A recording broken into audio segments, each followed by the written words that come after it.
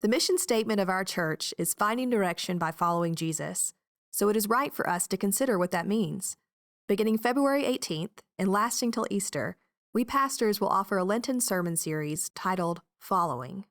As we observe the season of Lent, a time to consider and confess our sins, let us remember those in the Bible who were faithful in their following, though not always perfect. We also will recall some who followed Jesus only to abandon him, betray him, or persecute him.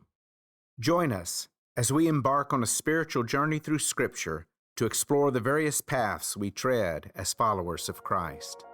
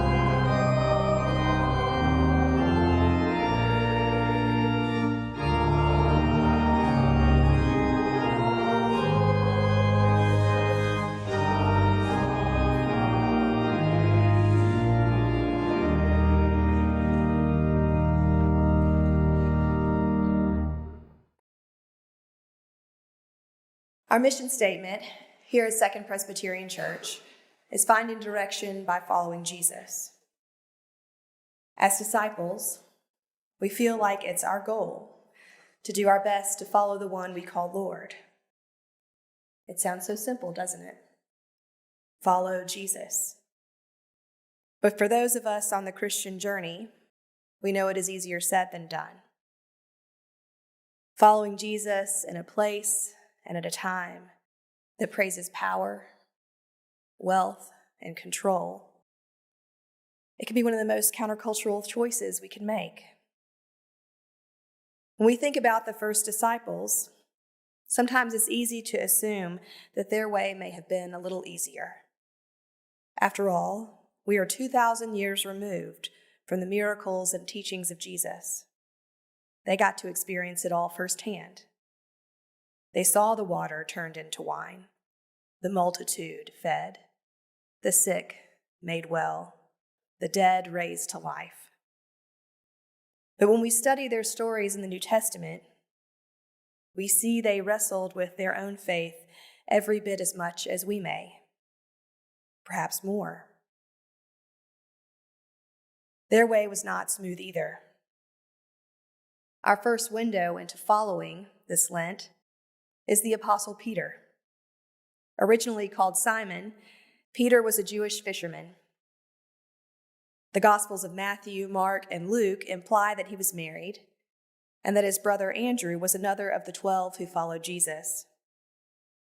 Jesus gave Simon Peter his new name, Cephas, Peter, which means rock. In Luke, Peter owns the boat that Jesus uses to preach to the multitudes who were pressing in on him at the lakeshore. Peter and his brother Andrew caught the amazing catch of fish and left it all behind to follow Jesus. Peter is the first to call Jesus Messiah.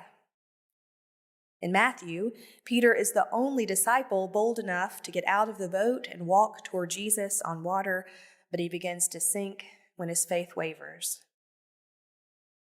In John, at the Last Supper, Peter initially refuses to have Jesus wash his feet, but when Jesus answers, "Unless I wash you, you have no share with me," Peter asks Jesus to wash not only his feet, but his hands and his head as well. Peter was all in. He was the rock. He wanted to live up to that name. He said he would never deny his Lord. And so finally, we come to our first passage from John 18, found on page 876 of your Pew Bible. Jesus has just been arrested. Peter cut the ear off the high priest's servant who was with the posse to take Jesus away. And now Peter has followed the guards who carried Jesus to the Sanhedrin. Reading from John 18, beginning with verse 15. Simon Peter and another disciple followed Jesus. Since that disciple was known to the high priest, he went with Jesus into the courtyard of the high priest. But Peter was standing outside the gate. So the other disciple, who was known to the high priest, went out, spoke to the woman who guarded the gate, and brought Peter in. The woman said to Peter, "You are not also one of this man's disciples, are you?" He said, "I am not." Skipping ahead to verse 25. Now Simon Peter was standing and warming himself. They asked him, "You are not also one of his disciples, are you?" He denied it and said, "I am not." One of the slaves of the high priest, a relative of the man whose ear Peter had cut off, asked, "Did I not see you in the garden with him?" Again, Peter denied it. And at that moment, the cock crowed.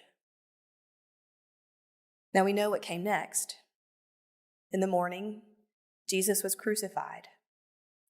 He died, and he was buried. And then on the third day, Jesus rose again. What comes next is Peter's opportunity for redemption. The risen Jesus meets Peter on the lakeshore. Peter has denied him 3 times, and now, 3 times, Jesus gives him the opportunity to redeem himself. Skipping ahead to John 21 on page 880 of your Pew Bible, we find Jesus on the beach with Peter and some of the other disciples. Beginning with verse 15.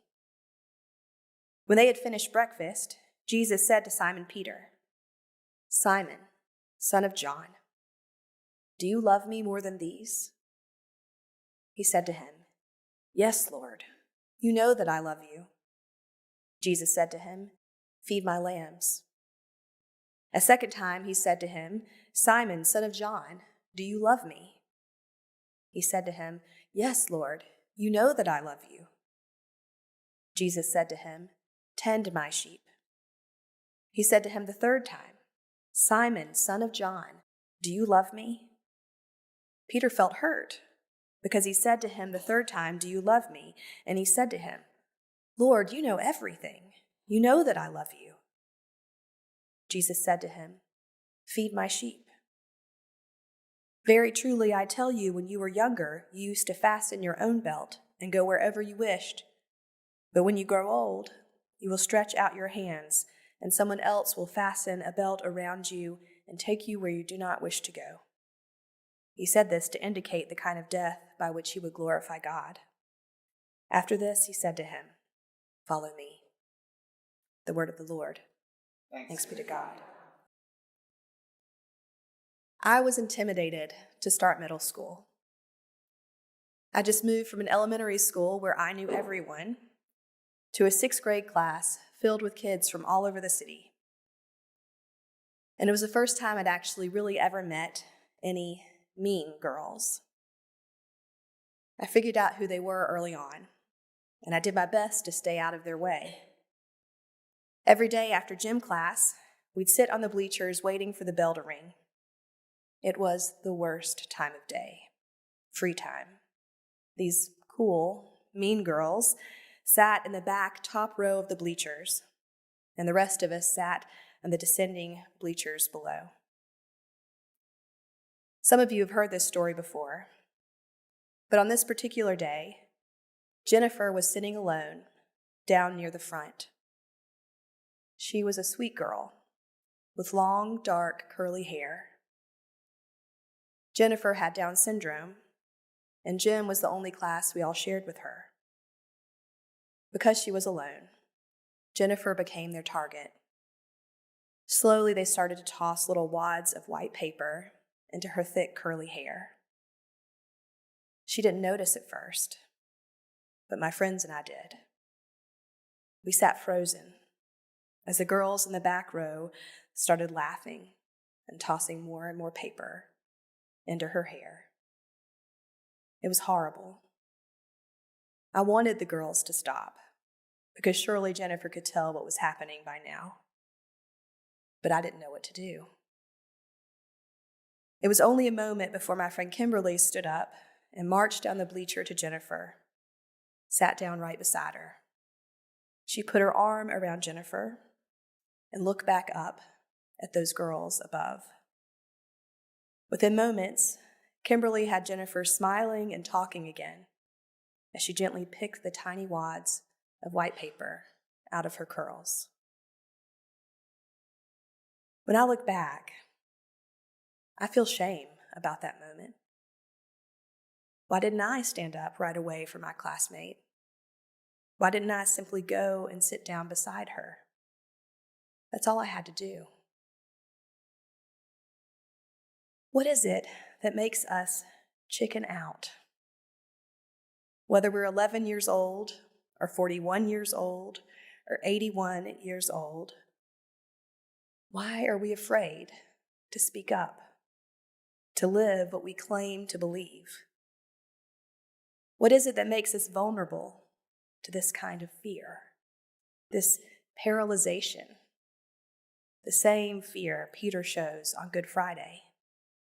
The kind of statements that make us say things like, "No, I don't know him," like Peter said in that courtyard that night. I think about this sort of thing. What does it mean for Jesus to deal with people like us, disciples like us, who are so deeply flawed? It's late, and Peter is cold. It's been a long night already. He's fallen asleep in the garden, and here he stands in another garden with the very people, or kinds of people, slaves and guards, who brought Jesus in. In John 18, Jesus is on trial inside and finally saying in public who he actually is. Just inside the wall from Peter, he is testifying, "I am," while Peter is outside denying, "I am not." Jesus is on trial before the high priest and the people who matter. Peter is on trial before slaves, the people who matter the least, and those who can't even bring charges against him or testify against Peter in court. What's the worst that could happen to him? What's the worst that could have happened to me that day in middle school? Those girls could have turned their ire on me, but the bell would ring, and I had friends who were just as loyal as those girls were mean. I have no idea what became of half of them or whatever became of Jennifer. I don't know if she still remembers or even thinks about that day, but I do. When I start to feel proud of myself or judgmental, when I start to get a little too big for my britches, God brings Jennifer to mind. And I remember how I hesitated. I asked myself, how long would it have taken for me to stand up and go be near her? What is it that makes us want to turn away when we're afraid? What is it that we're so afraid of? During the pandemic, George, Rachel, and I had to decide on a time how we would worship online. Should we follow our traditional order of worship? Should we simplify things and cut out a few parts? And then when we reemerged to in-person worship, George, Ben, and I had discussed what was it worth keeping or changing from worship in those days. We wondered whether we ought to get rid of the prayer of confession and the assurance of pardon each week. Was this just some old tradition we didn't want to let go of? Is it confusing to folks? Why do we do it anyway? Now, it's no surprise to you that who are sitting here who just did a prayer of confession and heard assurance of pardon that we left it in. We chose to leave it in because confession is an act of truth-telling about who we are in relation to others and to God. John Calvin said that when we confess at the start of worship, it's because we need to acknowledge that there is a God, and we are not that God.